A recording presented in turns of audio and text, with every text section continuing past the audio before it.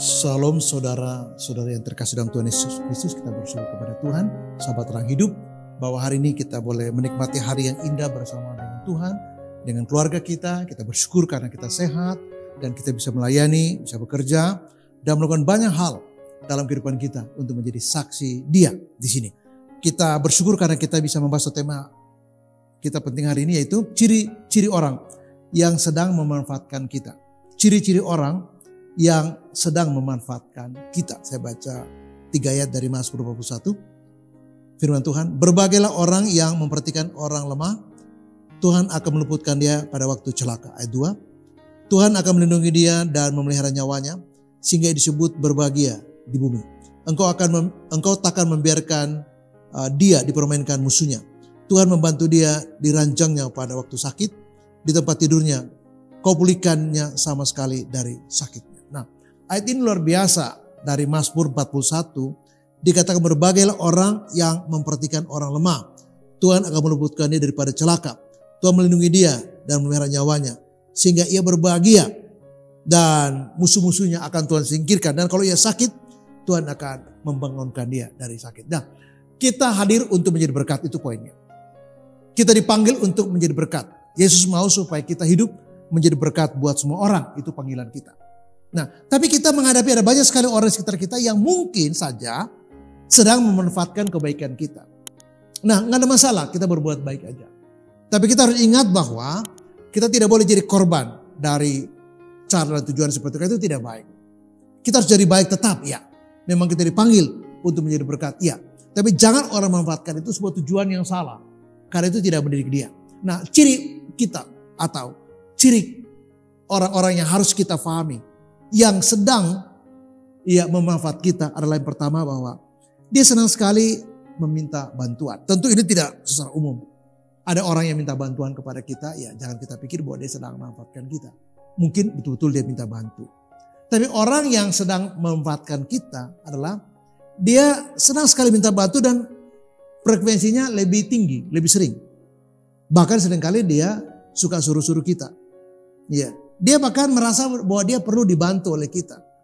Kadang-kadang dia memuji-muji kita, mengatakan kita baik, kita orang hebat, kita orang yang selalu membantu, dan kita orang yang berbesar hati selalu mengulurkan tangan untuk menolong orang-orang lemah. Ya, seperti ayat ini bilang. Tetapi itu tujuannya bukan sekedar pengakuan, tapi strategi dia untuk bisa memanfaatkan kita atau sekedar untuk menolong kita untuk bangga dengan kata-kata dia, supaya kita bisa menolong dia dengan segala kebutuhan dia. Jadi kadang-kadang ada orang-orang yang hobi telepon sana, telepon sini, minta bantuan ini, bantuan itu. Kamu di mana ya? Oh, di sini. Oh, kebetulan saya dekat. Bisa nggak kita bareng? Ya. Minta dijemput, kadang-kadang minta diantar. Kamu kemana? Kesana. Wah, saya juga mau ke sana. Bisa nggak? Saya numpang. Nah, kalau 1-2 kali, 3-4 kali juga nggak apa-apa lah. Tapi kalau dia terlalu sering dan selalu polanya begitu, bisa jadi dia orang yang sedang memanfaatkan kita. Ketika dia manfaatkan kita, misalnya dia pinjam uang, dia gunakan fasilitas kita, motor dia pinjam penuh dengan bensin, pulang sudah habis. Ya, dan kalau minta tolong sering, dan lama-lama seolah-olah kita wajib menolong dia. Nah, kalau itu terlihat pada sikap seorang pada kita, bisa jadi itu indikator pertama, dia sedang memanfaatkan kita. Hal yang kedua menjadi ciri dari orang yang memanfaatkan kita adalah dia menempatkan diri dan sering menempatkan diri sebagai korban atau bermain dengan playing victim. Ya, dia menempatkan diri sebagai korban dan orang lain harus mengasihani dirinya. Saya kan korban, Pak. Bapak kan tahu bagaimana saya ditipu. Bagaimana suami saya kok kasar sekali sama saya. Mungkin saja kasar. Ya, atau istri saya, Pak, nggak pernah melayani saya, dia selalu sibuk sendiri dengan arisan, urus ini urus itu, tapi saya nggak diperhatikan. Dan jadi menempatkan diri dalam bahasa seperti dia korban dari satu situasi dengan orang lain, sehingga dia butuh betul untuk dikasihani. Nah, mentalitas playing victim seperti ini adalah ciri kedua dari orang yang sedang bisa jadi memanfaatkan kita, atau ya dia menempatkan diri bahwa dia layak untuk ditolong, dia layak untuk dibantu, dia layak dikasihani, dia layak untuk perhatian ekstra. Dia selalu datang dan mengeluh. Dia selalu merasa bahwa dia Orang yang betul-betul patut dikasihani. Dan biasanya orang seperti itu selalu mengendalikan orang lain. Mengendalikan fasilitas orang, uang orang, kendaraan orang, kebaikan orang, jasa orang, kemampuan orang. Kamu kan konselor ya. Tolong dong ini Pak Ton. Pak Ton ini kan seorang pembimbing. Tolong ini dong, tolong itu dong, tolong itu. Iya, gak ada masalah memang saya pembimbing. Ya, dan saya harus membimbing. Itu benar. Tapi kita harus bisa bedakan, ini perlu hikmat dari Tuhan. Untuk betul-betul cara menolong orang yang betul-betul membutuhkan pertolongan. Atau indikator orang yang sedang bermain playing victim. Dan bedanya tipis sekali. Ini minta tolong benaran atau memang dia sedang memanfaatkan kita. Kita butuh hikmat dari Tuhan. Nah, orang yang bergantung sekali kepada kita, dependen ke kita, ini harus menjadi sebuah catatan sendiri buat kita untuk menilai apakah dia sedang memanfaatkan saya atau murni memang dia minta tolong. Nah, kita lihat dari sudut preferensinya, dari tingkat keseringannya. Ya, bahkan kadang-kadang mendesak, kalau bukan kamu yang tolong saya gimana dong? Cuma kamu yang mengerti saya loh. Makanya saya terbuka ke kamu. Mungkin saja benar.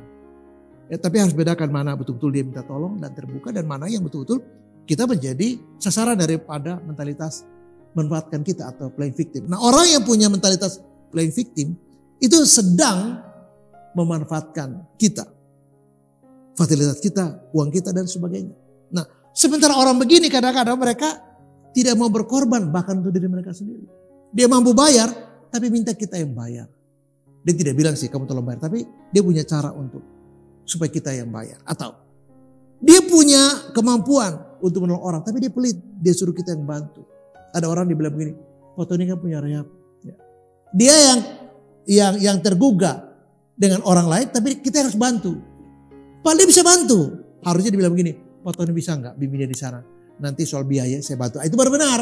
Ini dia yang tergerak tapi kita yang harus nolong. Jadi terlihat dia begitu baik. Padahal kita yang belepotan yang menangani itu. Jadi itu saya kira tidak fair. Nah, sikap seperti itu kita harus peka. Nah, barangkali Barak seperti itu kepada Deborah. Barak bilang kalau dia tidak maju saya tidak maju loh. Apakah dia takut? Mungkin dia takut. Tapi mungkin lebih daripada itu. Dia sedang memanfaatkan Deborah untuk sesuatu yang seharusnya Barak bisa lakukan.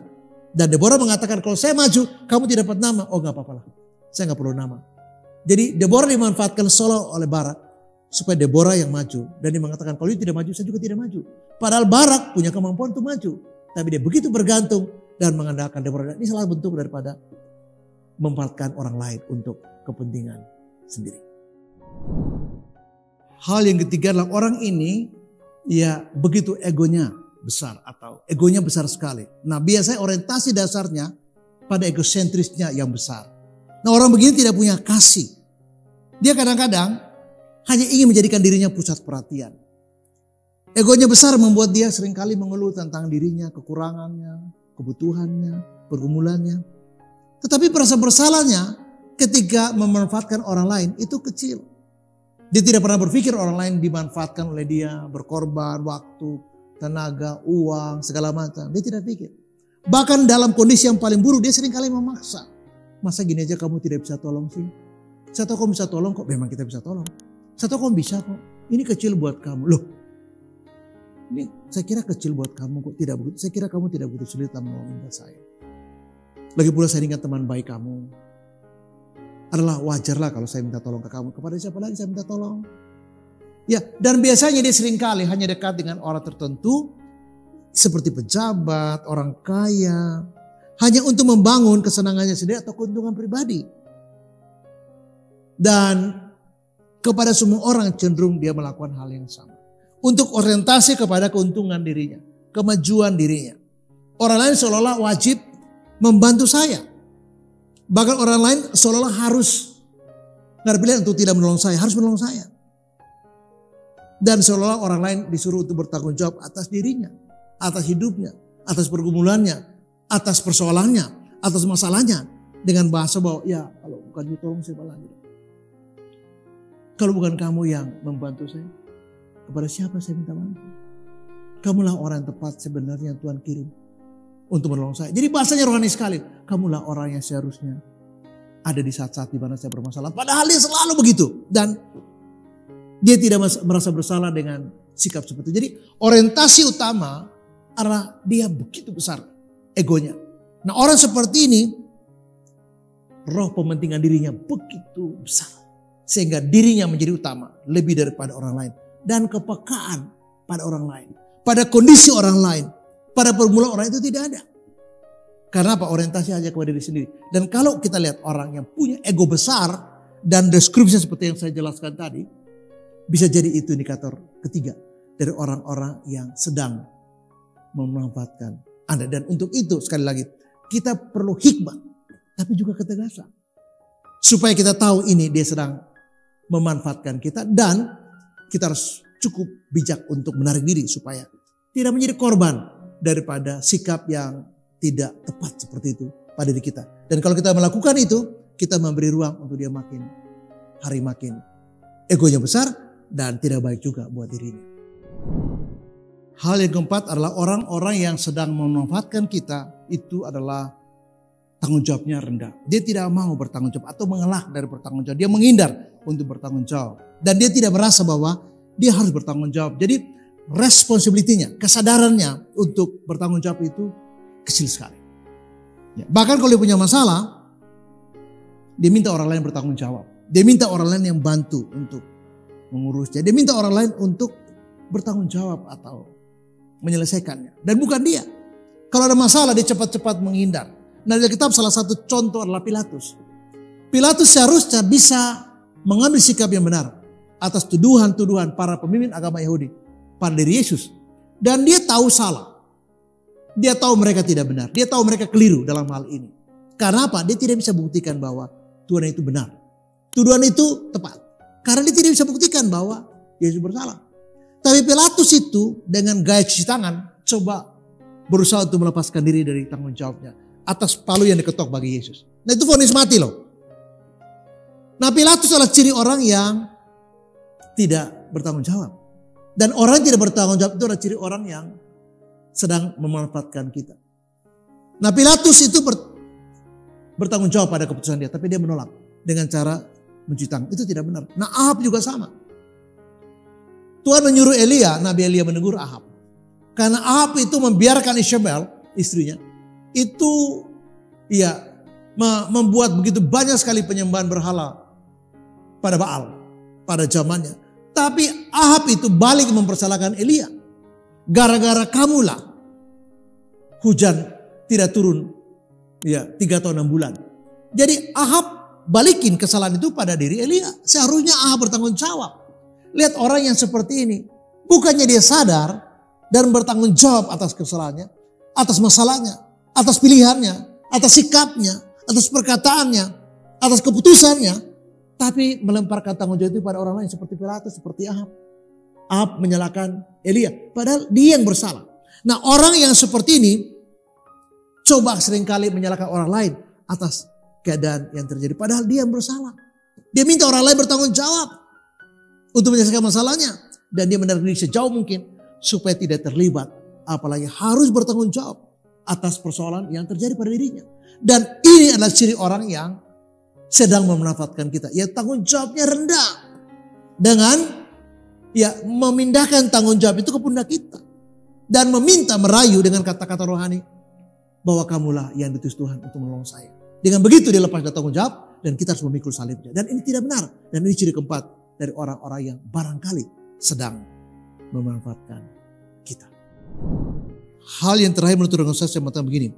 Ada banyak sekali kejadian di sekitar kita yang kita harus peka. Nah kepekaan seorang Tuhan lahir karena hubungan dia dengan Yesus yang baik. Nah Tuhan memberi dia kepekaan. Nah itu hikmat. Nah ketika Tuhan memberi kita hikmat kita tahu. Kita bisa membedakan apakah orang ini sedang memanfaatkan saya atau bukan. Jadi ketika kita diberi hikmat oleh Tuhan kita harus tegas. Jadi kita harus menolong orang yang betul-betul minta tolong. Kita harus berbelas kasihan. Seperti kata yang kita baca tadi Mazmur 1 ayat 2-4. Pada orang-orang yang butuh belas kasihan. Kita menolong mereka yang kita mengulurkan tangan kepada mereka yang butuh uluran tangan kita. Dan kepada mereka kita harus lakukan seperti kata Pemazmur 41 ayat 2-4. Tapi kepada orang yang sedang memanfaatkan kita, no, kita harus tegas. Dan untuk itu kita perlu hikmat dari Tuhan. Terus memberkati dan shalom.